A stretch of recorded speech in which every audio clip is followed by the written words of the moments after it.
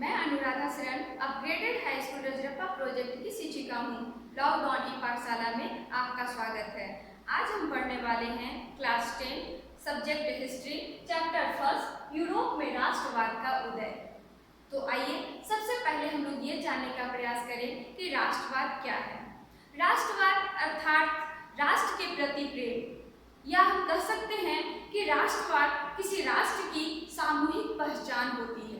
एक निश्चित भौगोलिक क्षेत्र में रहने वाली जनता जब स्वयं को एक समान संस्कृति, इतिहास, धार्मिक मान्यताओं आदि से जुड़ी हुई महसूस करती है तो उसे हम राष्ट्रवाद कहते हैं। जब आप अपने एनसीईआरटी की बुक खोलेंगे तो फर्स्ट पेज पे एक चित्र बना हुआ दिखाई देगा। उस चित्र को बनाने वाले थे फ्रेडरिक सोर्यू। फ्रेडरिक सोर्यू जो फ्रांस के महान चित्रकार थे, इन्होंने 1848 ईस्वी में चित्रों की 4 श्रृंखला बनाई। उनमें से एक चित्र आपके पाठ्य पुस्तक पे बनाया गया है। इस चित्र के माध्यम से फ्रेडरिक सोर्यू ने ये दिखाने का प्रयास किया है कि किस प्रकार एक संसार की रचना लोकतंत्र और सामाजिक गणतंत्रों के आधार पर निर्मित हुआ है। जो ऐसी कल्पना थी, क्योंकि फ्रेडरिक सोर्यू ने उसे कल्पना दर्श के आधार पर बनाया था, वो इस तरह की कल्पना थी जिसका साकार होना लगभग असंभव था।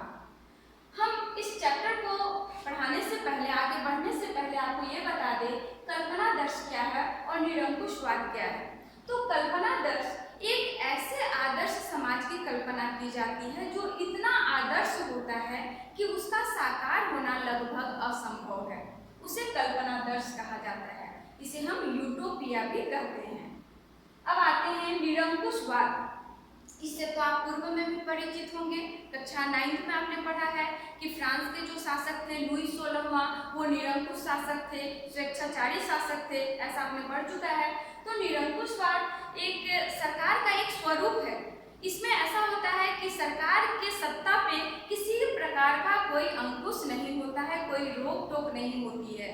शासन की पूरी जिम्मेवारी किसी एक व्यक्ति के हाथ में होता है, वो जैसा चाहे वैसा अपनी सरकार को चला सकता है। ये है निरंकुशवाद, यानी ऐसी शासन व्यवस्था जिसके सत्ता पर किसी प्रकार का कोई अंकुश न हो, उसे हम निरंकुशवाद कहते हैं। तो अब हम नेक्स्ट टॉपिक पे चलते हैं, फ्रांसीसी राष्ट्र और राष्ट्र का विचार। यहाँ पे हम फ्रांसीसी राष्ट्र के बारे में क्यों जानेंगे, इसके पीछे भी एक कहानी है। क्योंकि आज हम राष्ट्रवाद की बात कर रहे हैं, ये राष्ट्रवाद का विचार फ्रांस से ही निकल करके सामने आया है। यानी हम कह सकते हैं कि राष्ट्रवाद की जन्मभूमि फ्रांस में ही थी। जब फ्रांस में क्रांति हुई तो उसका प्रभाव यूरोप के अन्य देशों पर भी पड़ा और अन्य देशों में भी राष्ट्रवाद का विकास हुआ।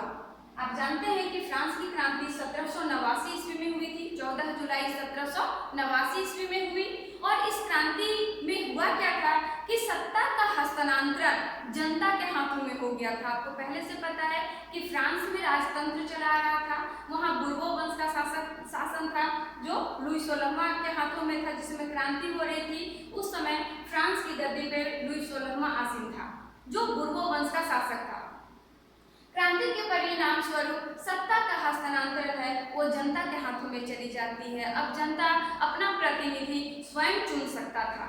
तो इस प्रकार जो फ्रांस में क्रांति हुई उससे एक राष्ट्र का विचार आया कि सभी राष्ट्र में रहने वाले जितने भी लोग हैं वो सभी एक हैं। एक सामूहिक अपनेपन का भाव विकसित हुआ लोगों में और वहाँ पे क्रांति हुई और क्रांति के परिणाम स्वरूप सत्ता का हस्तांतरण जनता के हाथों में चला गया। अब हम आगे देखते हैं कि फ्रांसीसी क्रांतिकारियों द्वारा उठाए गए कदम। तो फ्रांस की क्रांति हो गई, बाद में लोगों के बीच सामूहिक अपनेपन का भाव विकसित करने के लिए, लोगों में राष्ट्रीयता की भावना बनी रहे, इसके लिए वहां के क्रांतिकारियों ने कुछ महत्वपूर्ण कदम उठाए। तो आइए हम लोग देखते हैं कि कौन कौन से उन्होंने महत्वपूर्ण कदम उठाए जिससे वहां के लोगों में राष्ट्रीयता की भावना, देशभक्ति की भावना हमेशा बनी रही। तो सबसे पहले उन्होंने पितृभूमि और नागरिक जैसे विचारों को बढ़ावा दिया। ये पितृभूमि और नागरिक जैसे विचारों को बढ़ावा देने से फ्रांस में रहने वाले लोगों के बीच में देशभक्ति की भावना, राष्ट्रभक्ति की भावना और भी ज्यादा बढ़ करके आई। साथ ही नागरिक से लोगों में ये महसूस हुआ कि इस राष्ट्र में रहने वाले हर एक नागरिक एक समान है, कोई ऊंच नीच नहीं है, कोई जात पात नहीं है, राष्ट्र के सभी नागरिक एक समान हैं। इसके बाद दूसरे पॉइंट पे आते हैं तो वहाँ एक नया फ्रांसीसी तिरंगा झंडा अपनाया गया। पहले राजाओं का अपना अपना झंडे होते थे, लेकिन क्रांति के बाद पूरे राष्ट्र के लिए एक तिरंगा झंडा को अपनाया गया। फिर स्टेट जनरल जो होते थे उसका चुनाव अब सक्रिय नागरिकों के द्वारा होने लगा और उसका नाम बदल करके नेशनल असेंबली रखा गया। इसके बाद फिर क्या हुआ कि जो क्रांति के दरमियान जो लोग शहीद हो गए थे उन शहीदों का गुणगान किया जाने लगा, स्तुतियां की जाने लगी, शपथें ली जाने लगी, अपने देश की रक्षा के लिए लोग शपथ लेने लगे। साथ ही साथ यहाँ पे और भी कुछ इन्होंने महत्वपूर्ण कदम उठाए थे, जैसे आंतरिक आयात निर्यात शुल्क को उन्होंने समाप्त कर दिया था। केंद्रीय प्रशासनिक व्यवस्था को लागू की गई थी, जिसके तहत देश में रहने वाले सभी नागरिकों के लिए एक समान कानून बना था। माप और तौल की एक समान प्रणाली पूरे देश में लागू की गई थी। इस तरह से इतने सारे सुधार कार्य होने के बाद फ्रांस में ही नहीं बल्कि अन्य यूरोपीय राष्ट्र के लोगों को भी ये लगने लगा कि काश हमारे यहाँ भी जो शासन सत्ता में है उसका शासन अंत हो जाए और वहाँ पे भी जनतंत्र की स्थापना हो। इसलिए न सिर्फ फ्रांस में बल्कि यूरोप के कई शहरों में जैकोबिन क्लब की स्थापना होने लगी। ये जैकोबिन क्लब क्या था, ये आप पिछले कक्षा 9 में भी पढ़ चुके होंगे, फिर भी थोड़ी सी जानकारी मैं देती हूँ। ये जैकोबिन क्लब एक तरह के राजनीतिक क्लब होते थे। इसमें लोग सरकार के कार्यों के बारे में विचार विमर्श करते थे, वहाँ पे अपनी क्रिया प्रतिक्रिया देते थे।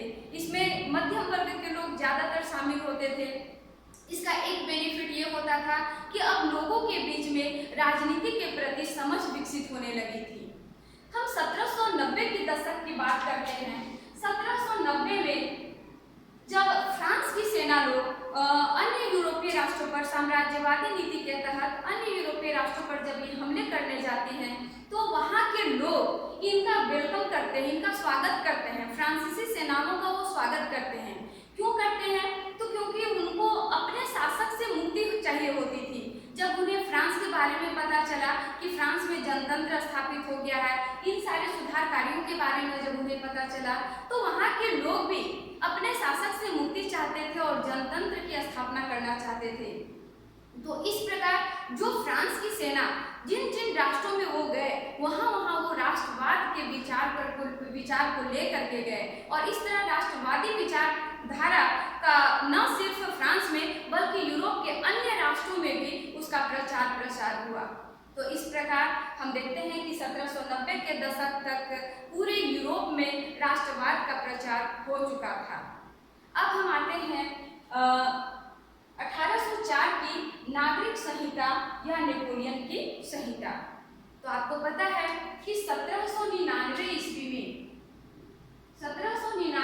में नेपोलियन बोनापार्ट जो फ्रांस के शासक बनता है, फ्रांस की गद्दी पर बैठता है। इससे पहले नेपोलियन बोनापार्ट फ्रांस का एक महान सेनानायक था और 1799 ईस्वी में वो फ्रांस की गद्दी को संभाल लेता है। जैसे वो गद्दी पर बैठता है वो कई सारे युद्धों में विजयी हासिल होता है और उसके बाद वो फ्रांस में कई सुधार कार्य भी करते हैं और उस सुधार कार्य को ही वो 1804 ईस्वी में नागरिक संहिता के रूप में लोगों के सामने प्रस्तुत करते हैं। उसे ही नेपोलियन की संहिता भी कहते हैं। तो नेपोलियन बोनापार्ट द्वारा किए गए कुछ प्रमुख सुधार थे जिसके बारे में हम चर्चा करते हैं। जैसे फर्स्ट, जन्म पर आधारित जो विशेषाधिकार थे उसको सबसे पहले इन्होंने समाप्त किया। आपको पता है कि फ्रांस में आपने देखा था कि वहाँ 3 स्टेट में बटा हुआ था वहाँ का समाज, प्रथम, द्वितीय और तृतीय। तो प्रथम स्टेट में आप जानते हैं कि जो पादरी कुलीन वर्ग के लोग आते थे उनको कुछ विशेषाधिकार मिले हुए थे। तो उसके नेपोलियन बोनापार्ट जब वो गद्दी पर बैठता है तो जन्म पर आधारित जो विशेषाधिकार थे सबसे पहले उसको समाप्त किया। उसके बाद इन्होंने सामंती व्यवस्था का भी अंत किया। सामंती व्यवस्था क्या थी कि जो भूमि मालिक होते थे वो अपने खेतों को कुछ शर्तों के आधार पर किसानों को देते थे। तो उस व्यवस्था को भी इन्होंने समाप्त कर दिया। इसके साथ ही साथ इन्होंने बैंकों का राष्ट्रीयकरण किया फिर जो यातायात और संचार के साधन थे उसको भी इन्होंने दुरुस्त किया। उसके बाद फिर इन्होंने इसके बाद इन्होंने गिल्ड्स जो होते थे, व्यापारिक गिल्ड्स, इन पे भी कुछ प्रतिबंध लगा हुआ था। जो एक जगह से दूसरे जगह अपना व्यापार नहीं कर सकते थे, उन पे लगा हुआ प्रतिबंध को भी इन्होंने हटाया।